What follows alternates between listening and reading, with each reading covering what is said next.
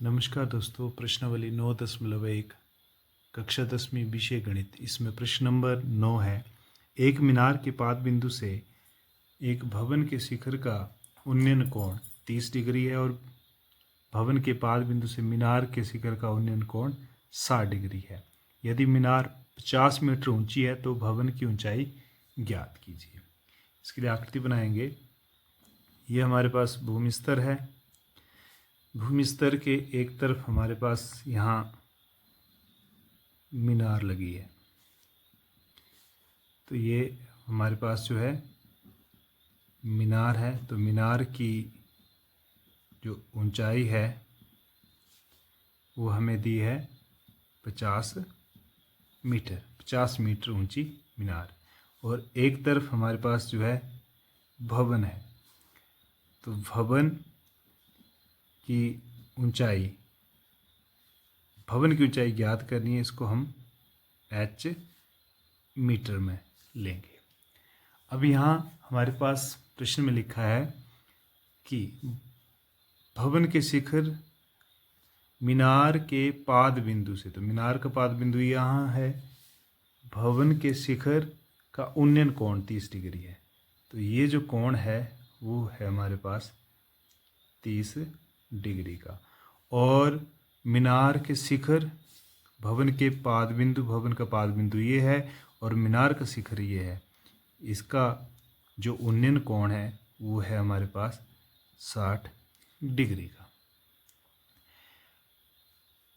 अब इस तरह से हमें दिया है, तो हमें भवन की ऊंचाई ज्ञात करनी है। ये हमारे पास रहेगा भूमि स्तर। इसको हल करेंगे तो भवन की ऊंचाई निकालनी, तो हम लिखेंगे मान लो भवन की ऊंचाई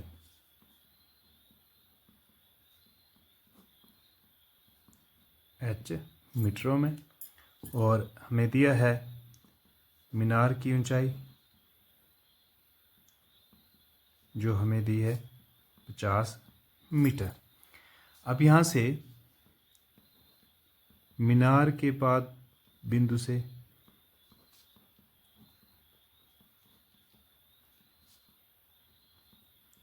भवन के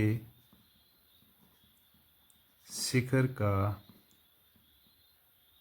उन्नयन कोण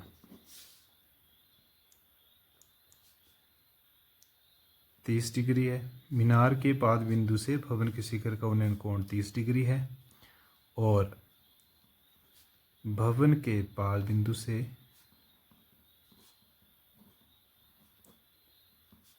से मीनार के शिखर का उन्नयन कोण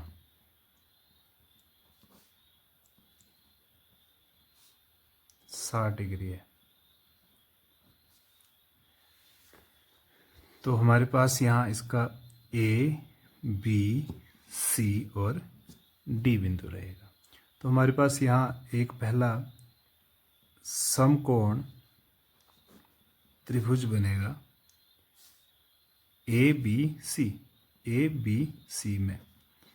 C में, क्योंकि यहाँ जो मीनार है, मीनार भूमि स्तर पर समकोण बना रही है।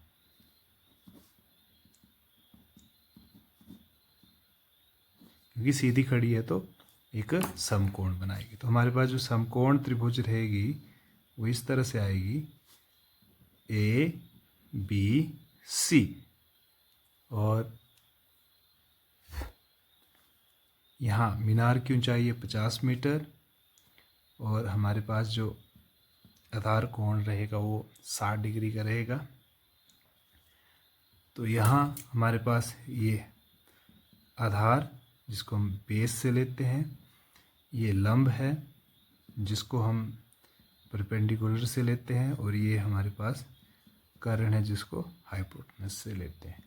पंडित बद्री प्रसाद बोले हर हर, हर हर बोले Pandit Badri Prasad, SC TC SC। तो हम इसका मान दिया है, तो ये है P और ये है हमारे पास आधार बी, पी बटे बी हम 10 को लेंगे। तो पी बटे बी यानी कि लंब बटे आधार जो हमारे पास रहता है 10 थीटा।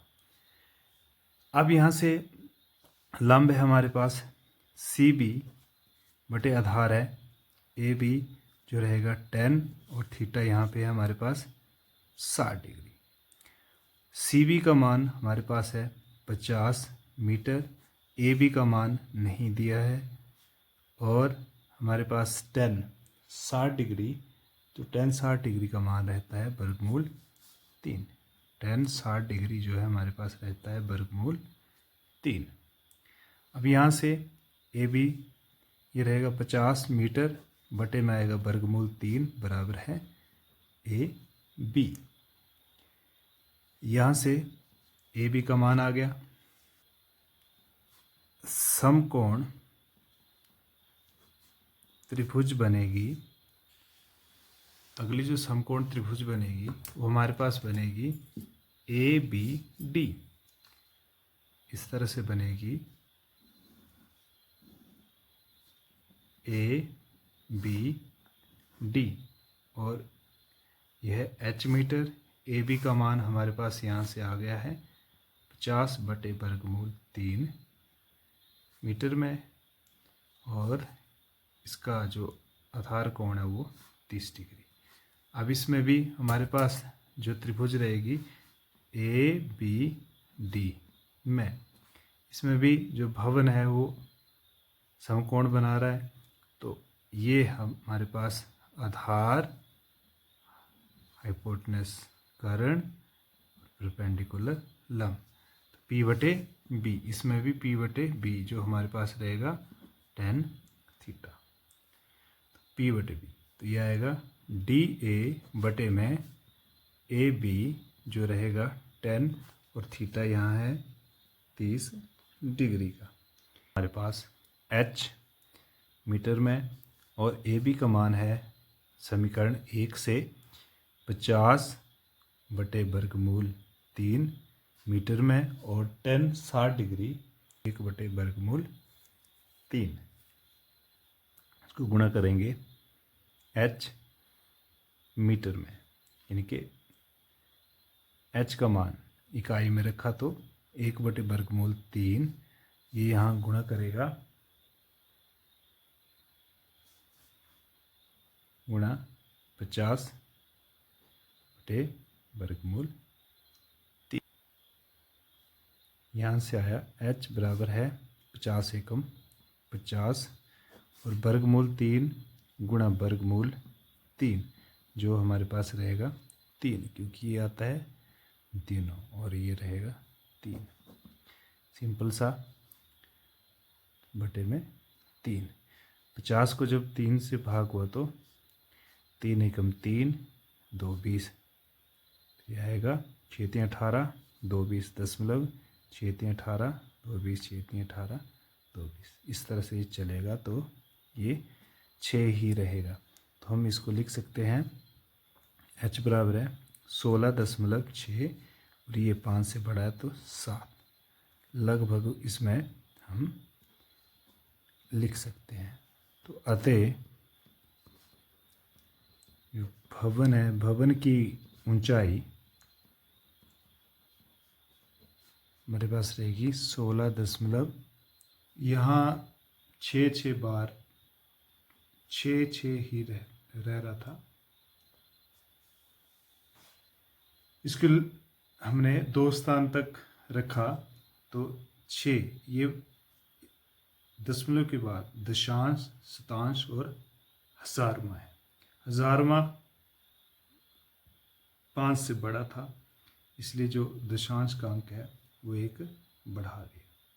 फिर हमने लगभग 1 स्थान तक किया तो यहाँ जो दशांश का अंक था वो 6 था और शतांश का अंक 7 था, तो ये फिर 5 से बड़ा था, इसलिए हमने यहाँ एक और अंक बढ़ा दिया। लगभग हमने 16.70 जो है भवन की ऊंचाई रही है।